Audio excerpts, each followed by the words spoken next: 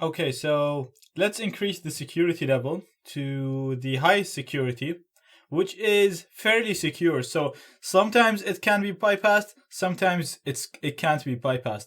And in this lecture, I'm actually just gonna highlight something for you. So let's try and use the same exploit that we were using before. So if we copy this, and we're gonna turn on our interceptor, and I'm gonna put a normal username and password for this now.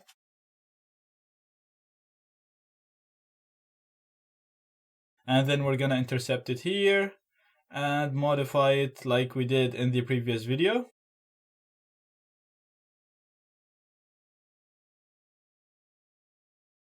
Okay, now we're going to forward it.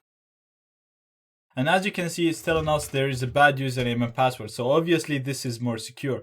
And actually in this particular case, in this page, it is not injectable anymore with this security level. It doesn't implement the best security practice, but for this specific case, it's secure enough. So we're gonna have a quick look at it, but it's not the best way to secure your website. So we're gonna talk about the security part at the end of the section, and we're gonna talk about the best way to secure yourself against SQL injections. But for now, this is noteworthy to see because it's a quick implementation, and if you know what you're doing, you can fix your problem quickly. Say, for example, if you had a problem and you don't have enough time to change the implementation to the most secure way, which we're going to talk about later, then you can just do it this way quickly, just so that you are secure enough until you can implement it and change the code to be more secure. So what they're doing in this page now, this doesn't always secure you 100% again, but it is, in this particular case, it is secure. So this is the code for the login. And right here we have the case 1, which is the arrogant or the security level 1. And here we have the code for security level 5. So you can compare the two codes. The main difference is this select statement. So I'm going to delete everything and I'm just going to keep these two select statements so we can compare them.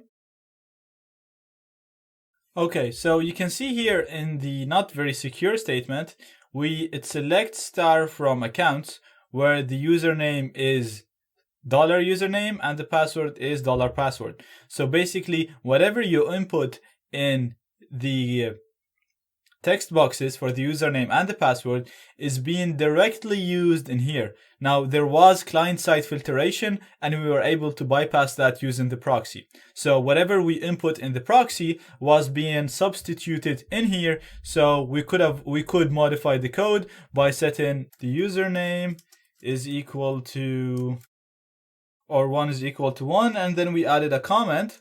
So basically what happened in this statement right here, instead of the username, that was substituted. So whatever we put in here was substituted and this value was injected. So this was changed to a quotation and then or 1 equals 1 comment, and all of this was basically ignored. Everything that comes after this was ignored, which made our statement work. So as you can see here, we closed the quote that was already inserted, and then we added or1 is equal to 1, which is a true statement. We put the username is admin, actually. That's what we did. So this would be admin as well here. So basically it's selecting anything where username is equal to admin and it doesn't care about the password, which was giving us access to the admin account. Now we could have injected also in the password saying or1 is equal to 1. Again, it gives us a true statement and this was getting executed. In this particular case here, in the secure one, what they're doing is they're doing a function which is called real escape string. And what this does, it basically removes characters such as the new line character, the break character, and the quotation. So a single quote or a double quote. So it scans the input that we put right here, and it removes any quotations that we put. So if we put the single quote right here, or when we were putting the double quote, it was removing it. So when it removes it, it basically renders everything inside it as a string. Another problem with this now, I said this is only secure in this particular case because they're also adding a quotation right here before and after the input. So if there was no quotation, then our injection, what we need to inject, will not need to contain a quotation. And that way we'll be able to bypass this function. But because they're actually hard-coding quotations in here, right here and right there at the end, at the start and at the end of the input. And then they're also escaping any quotations. So if the input contains any quotations, they're removing it. Then whatever we inject, whatever text you put in there will be considered as a string. So it will only be considered as normal text and it will never be considered as code. Therefore, it will never be executed on the server. Only in this case. So let's just have examples. So we have our admin here. So this is the injection that we're always using. So if we're going to put this, so this is our username here. So basically what's happening is this is coming up to the code. And then the code is going to scan this and it will notice that there is a quotation right here. And because there's a quotation, it's going to remove it. This particular function will remove it. So after the function is applied, this will disappear. And also the function will disappear. So this is what's going to look like to the code, to the computer. This is what's going to see. And it'll basically just see a normal string, and which is contained within 2 quotes as well. So we need to remove the dots here. And notice that they already hard-coded these 2 quotes.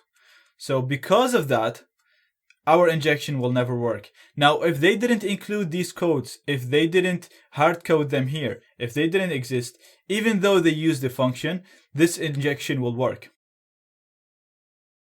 But because they use the quotes, whatever that's going to come in inside the quotes will be considered as string. And because they're checking that our input should not contain quotes on the server side, then whatever we put will be stripped out from the quotes and it'll never be considered as code.